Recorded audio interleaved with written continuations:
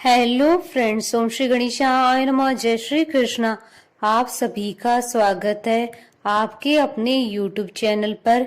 Friends, आज हम आपको इस वीडियो में बताने जा रहे हैं मोहिनी एकादशी व्रत की पौराणिक कथा, महत्व और उपाय के बारे में। वीडियो शुरू करने से पहले फ्रेंड्स, आपसे रिक्वेस्ट है, अगर आप हमारे चैनल पर नए हैं और आपने अभी तक चैनल को सब्सक्राइब नहीं किया है तो प्लीज सब्सक्राइब कीजिएगा चैनल को, साथ ही प्रेस कीजिएगा बेल आइकन को, जिससे नए वीडियो से रिलेटेड नोटिफिकेशन आपको तुरंत प्राप्त हो सके। और वीडियो पसंद आने पर वीडियो को लाइक और शेयर जरूर कीजिएगा ताकि सभी भक्तों को इस वीडियो का लाभ प्राप्त हो सके। और कमेंट बॉक्स में जय श्री कृष्णा जरूर लिखिएगा। हिंदू पंचांग के अनुसार वैशाख मास की शुक्ल पक्ष की एकादशी को मोहिनी एकादशी के नाम से जाना जाता है। मोहिनी एकादशी पर भगवान विष्णु की आराधना करने से सुख समृद्धि बढ़ती है और साथ ही शाश्वत शांति की प्राप्ति होती है। अतः इस दिन व्रत उपवास रखकर मोह माया के बंधन से मुक्त होने के लिए यह एकादशी बहुत लाभदायी है। मोहिनी एकादशी के व्रत से मोह आदि सब नष्ट हो जाते हैं। संसार में इस व्रत से कोई श्रेष्ठ व्रत नहीं है। इसके महात्म को पढ़ने अथवा सुनने से 1000 गोदान का फल प्राप्त होता है। अवंतिका खंड के अनुसार मोहिनी रूपधारी भगवान विष्णु ने अवंतिका नगरी में अमृत का वितरण किया था। यह दिन देवासुर संग्राम का समापन दिन भी माना जाता है। विष्णु पुराण के अनुसार मोहिनी एकादशी का विधिवत व्रत करने से मनुष्य मोह माया के बंधनों से मुक्त हो जाता है, साथ ही व्रती के समस्त पापों का नाश हो जाता है।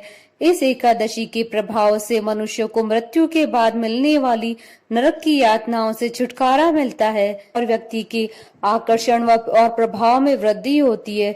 इस व्रत को करने से मनुष्य को समाज, परिवार तथा देश में प्रतिष्ठा मिलती है तथा उसकी ख्याति चारों ओर फैलती है। मोहिनी एकादशी के दिन भगवान विष्णु ने मोहिनी अवतार लिया था। इस दिन श्री हरि की पूजन का विधान है। सीता जी की खोज करते हुए श्री राम ने भी इस व्रत को किया था। श्री कृष्ण ने भी पांडु पुत्र युधिष्ठिर और अर्जुन को मोहिनी एकादशी की कथा कही थी। वहीं महर्षि वशिष्ठ जी ने भी रामचंद्र जी से यही कथा कही थी।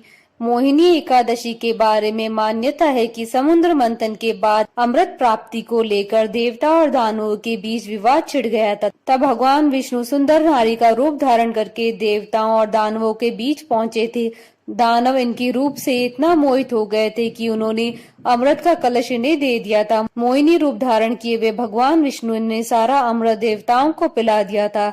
इससे देवता अमर हो गए। जिस दिन भगवान विष्णु मोहिनी रूप में प्रकट हुए थे उस दिन वैशाख मास की शुक्ल पक्ष की एकादशी तिथि थी।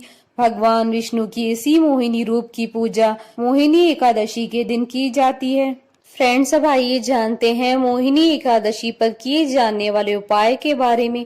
धर्म ग्रंथों में सभी एकादशियों का विशेष महत्व बताया गया है तथा प्रत्येक एकादशी को करने योग्य समाधान भी बताए गए हैं। मान्यता है कि एकादशी के दिन किए गए उपाय शीघ्र फल देने वाले होते हैं। अगर आपके काम बार बार रुकते हैं तो मोहिनी एकादशी के दिन एक बांसुरी खरीदकर किसी विष्णु मंदिर में दान करें। ऐसा करने से आपका सोया भाग्य जागेगा। इस दिन आप किसी राधा कृष्ण मंदिर में जाकर दर्शन करें और पीले फूलों की माला राधा कृष्ण को चढ़ाएं। इससे आपकी परेशानियां समाप्त होंगी। इस दिन विष्णु मंदिर में पीले रंग का झंडा दान करें, इससे भी आपको फायदा होगा। एकादशी की सुबह पीपल के पेड़ पर जल चढ़ाएं और शाम को शुद्ध घी का दिया जलाएं।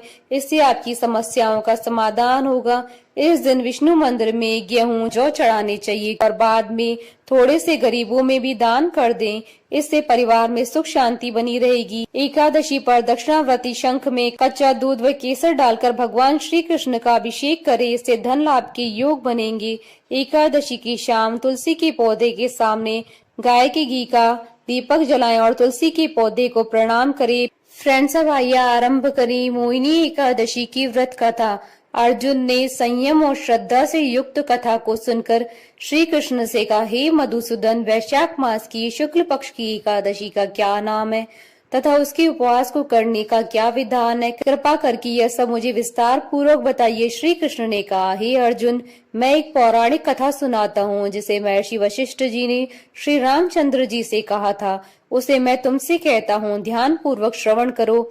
एक बार की बात है, श्री राम जी ने महर्षि वशिष्ठ से कहा, हे गुरु श्रेष्ठ, मैंने जनक नंदनी सीता जी के वियोग में बहुत कष्ट भोगे हैं, अतः मेरे कष्टों का नाश किस प्रकार होगा? आप मुझे कोई ऐसा व्रत बताने की कृपा करें जिससे मेरे सभी पाप और कष्ट नाश हो जाएं। महर्षि वशिष्ठ ने कहा, हे श्री राम, आपने बहुत उत्तम प्रश्न किया है। आपकी बुद्धि अत्यंत कुशाग्र और पवित्र है। आपके नाम के स्मरण मात्र से ही मनुष्य पवित्र हो जाता है। आपने लोकहित में यह बड़ा उत्तम प्रश्न किया है।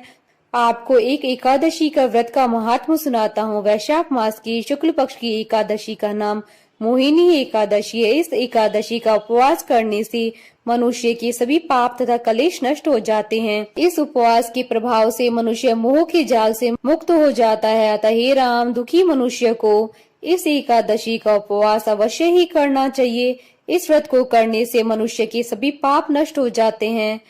अब आप इसकी कथा को श्रद्धा पूर्वक सुनिए। प्राचीन समय में सरस्वती नदी के किनारे भद्रावती नाम की एक नगरी बसी हुई थी। उस नगरी में द्युतिमान नामक राजा राज्य करता था। उसी नगरी में एक वैश्य रहता था जो धन धान्य से पूर्ण था। उसका नाम धनपाल था। वह अत्यंत धर्मात्मा तथा नारायण भक्त था। उसने नगर में अनेक भोजनालय, प्याऊ, कुएं, तालाब, धर्मशालाएं आदि बनवाए। सड़कों के किनारे आम, जामुन, नीम आदि के वृक्ष लगवाए जिससे पथिकों को सुख मिले। उस वैश्य के 5 पुत्र थे, जिसमें सबसे बड़ा पुत्र अत्यंत पापी व दुष्ट था। वह वैश्याओं और दुष्टों की संगति करता था। इससे जो समय बचता था उसे वह जुआ खेलने में व्यतीत करता था। वह बड़ा ही अधम था और देवता, पितर आदि किसी को भी नहीं मानता था। अपने पिता का अधिकांश धन वह बुरे व्यसनों में ही उड़ाया करता था। मद्यपान तथा मांस का भक्षण करना उसका नित्य कर्म था। जब काफी समझाने बुझाने पर भी वह सीधे रास्ते पर नहीं आया तो दुखी होकर उसके पिता, भाइयों तथा कुटुंबियों ने उसे घर से निकाल दिया। उसकी निंदा करने लगे।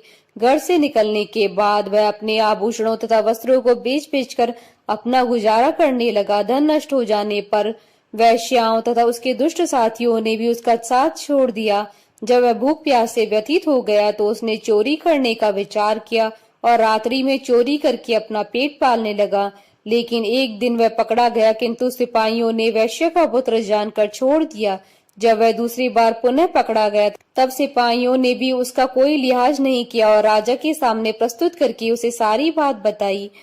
तब राजा ने उसे कारागार में डलवा दिया। कारागार में राजा के आदेश से उसे बहुत कष्ट दिए गए और अंत में उसे नगर छोड़ने के लिए कहा गया। दुखी होकर उसे नगर छोड़ना पड़ा।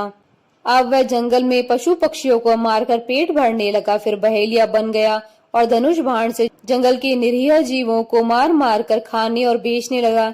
एक बार वह भूख और प्यास से व्याकुल होकर भोजन की खोज में निकला और कौंडिन्य मुनि के आश्रम में जा पहुंचा। इन दिनों वैशाख का महीना था। कौंडिन्य मुनि गंगा स्नान करके आए थे। उनके भीगे वस्त्रों की छींटे मात्र से इस पापी को कुछ सद्बुद्धि प्राप्त हुई। वह अधम ऋषि के पास जाकर हाथ जोड़कर कहने लगा, हे महात्मा, मैंने अपने जीवन में अनेक पाप किए हैं। कृपा कर आप उन पापों से छूटने का कोई साधारण और बिना धन का उपाय बतलाइए। ऋषि ने कहा, तू ध्यान देकर सुन। वैशाख मास की शुक्ल पक्ष की एकादशी का व्रत कर। इस एकादशी का नाम मोहिनी है। इसका उपवास करने से तेरे सभी पाप नष्ट हो जाएंगे। ऋषि की वचनों को सुन वह बहुत प्रसन्न हुआ और उनकी बतलाई हुई विधि के अनुसार उसने मोहिनी एकादशी का व्रत किया। हे श्री राम, इस व्रत के प्रभाव से उसके सभी पाप नष्ट हो गए और अंत में वह गरुड़ पर सवार हो विष्णु लोक को गया। संसार में इस व्रत से उत्तम कोई दूसरा व्रत नहीं है। इसके महात्म्य के श्रवण व पठन से जो पुण्य प्राप्त होता है वह पुण्य 1 सहस्त्र गोदान के पुण्य के बराबर है। कथा सार, प्राणी को सदैव संतों का संग करना चाहिए। संतों की संगत से मनुष्य को न केवल सद्बुद्धि प्राप्त होती है अपितु उसके जीवन का उद्धार हो जाता है। पापियों की संगत प्राणी को नरक में ले जाती है। बोलिए भगवान विष्णु की जय, सनातन धर्म की जय। हमारे साथ इस वीडियो में अंत तक बने रहने के लिए आपका धन्यवाद। ओम श्री गणेशाय नमः। जय श्री कृष्ण।